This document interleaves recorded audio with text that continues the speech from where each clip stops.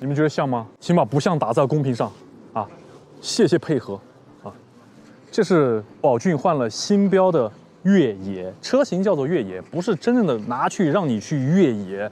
悦是取悦的悦，取悦自己，我自己高兴就好。然后这个车呢，外观是非常 Q 萌的啊，我不得不说一下它跟吉姆尼的这种感觉啊，就它们确实是很像，但是呢，你也不能说它完全的模仿了吉姆尼，因为吉姆尼它也是用了这种像奔驰 G 那样的方盒子的理念。这样的车型呢，不只是它，还有什么大发特锐啊、帕杰罗迷你啊、什么牧马人啊，就是等等等。只不过呢，有一点它肯定是借鉴了它，就是在这种硬朗的线条上，用一些曲线去处理了一下，就让它看起来不是那么的硬，就是硬中带着萌，就是铁汉柔情。哎，好像不对，就是一萌一萌的这种感觉。然后说一下它本身啊，这个车灯呢，一定是一个喜欢打麻将的设计师设计的。你看这有4条，2个4条，啊，大灯一亮的话，中间就是5条。这个灯呢是全 LED 的光源，因为它是一个城市用途定位，跑高速并不是那么多，所以说它的灯光的照射范围呢是做了一个优化，就是照得非常的广。然后我们接着往后看，我个人觉得就是这些翼子板突出的这一部分呢，会比我的吉姆尼更帅一点。我必须要承认，因为我吉姆尼就是它突出的呢，它稍微就是有点太娘了，然后再配上原厂的那个小胎，就像一个暴击婆，而它看起来呢就是明显的会更加的协调一点。然后我吐槽一下这个挡板哈，这个原车的这个脚踏板，载重能力确实是不错的啊，载个200公斤都没有问题。但它突出的有点稍微太多了，会有什么一个效果呢？现在我锁了车，就是你下车的时候，它容易蹭着你的裤腿，就是你必须要踩着它下。你踩着它下吧，你会觉得就是有点娘，对吧？你一脚下去吧，它有可能会碰到你的裤腿，所以说我建议各位还是踩着它下。然后这是配的一个 AT 胎啊，205/65 寸，规格非常的协调，视觉也很好。至于好不好用，我后面会告诉你。然后车尾的部分呢，同样是那个喜欢打麻将的设计师设计了2个2条的尾灯，全 LED 的光源，这个环形灯光会亮起。我们可以看一下这个灯光前后的一个效果。然后这个重点说一下啊，这是一块屏，它叫 Car Watch，理念应该是这个 Apple Watch 的这个感觉，就是像一块表一样嘛，带到这个车上。那么这个屏有什么实际的用途呢？我个人希望我的车也有这样一块表，因为它可以非常的礼貌去提醒后面给我开远光灯的那些人，比如说先问候他全家的把远光灯给我关上，或者是在后面就是说滴你不要滴我了，然后我再礼让行人，就是我们可以非常礼貌客气的去提醒一下后面的车。当然还有其他的这些用途呢，就是大家就看着办吧。然后它那个侧门呢是这样开的啊，哎。解个锁来，哎呀，钥匙给我。这个开门的方式跟硬派越野车是一样的，是这种侧开的。其实我个人觉得哈，这种侧开门的设计的最初的理念是因为它要挂一个备胎，你顶不起来。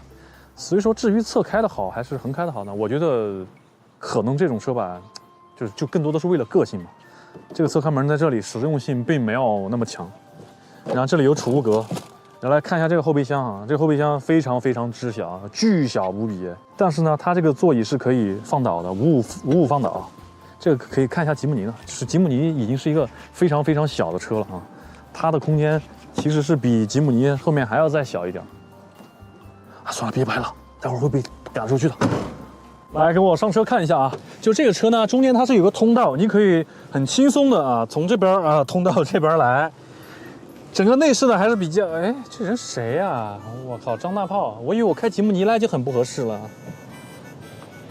你开这个车来干嘛呀你？我给我们家阿姨买菜车呀，我们家那边最近修路。什么买菜车？人家这个叫都市潮人大玩具，什么买菜车？这不就是电动小越野吗？兄弟，这不太合适，我刚刚就已经被打了一顿了，你赶快走吧，你走吧。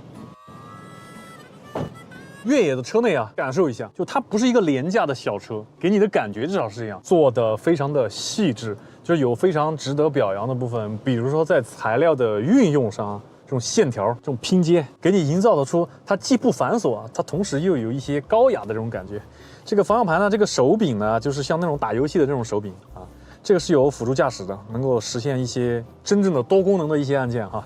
然后后视镜调节呢，你不用在这个触摸屏里用这个拨轮调，这里有快捷的物理按键，这里也有快捷的物理拨杆啊，非常的好用。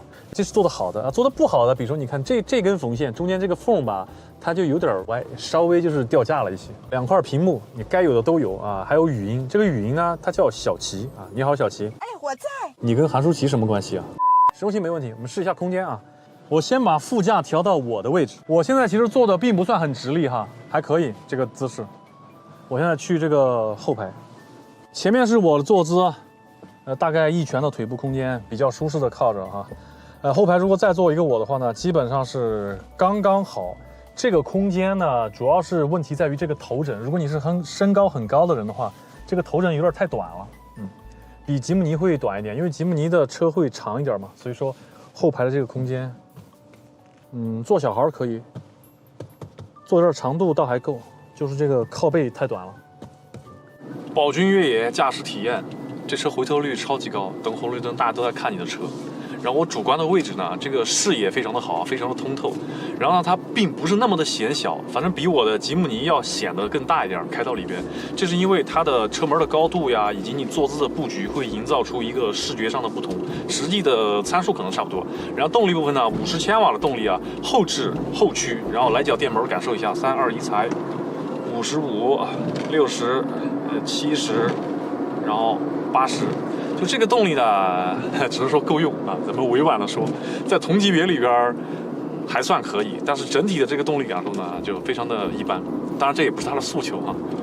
隔音滤震方面啊，我们先说隔音，因为它是一个纯电的车嘛，本身是比较安静的，那么这个车的胎噪呢就会显得比较明显啊，非常的有存在感。然后我刚刚看了一下，现在的这个车呢配的是205的一个 AT 胎。这个 AT 胎啊，我现在也不知道它是标配还是选装。如果是选装的话呢，我强烈建议你不要选装，因为 AT 胎其实它主要还是用来走烂路、走越野的嘛。它的胎噪呀、它的能耗呀都会更大，甚至制动距离都会更长。尽管 AT 胎看起来会更美观啊，看起来更硬朗，我还是建议你选 HT。因为这个车的定位呢，它不是一个硬派越野车，它是一个硬萌风格的城市 SUV， 主要还是在城里开的。在城里开的话呢，它的好处啊，我刚总结了有，视野好，然后灵活，转弯半径小，然后再就是它的辅助驾驶配的还是比较齐全的，比如说什么自动泊车呀、盲区警示呀、主动刹车呀，我们来试一试吧，一键按下去啊。智能行车辅助已激活，感受一下。这是他踩的刹车，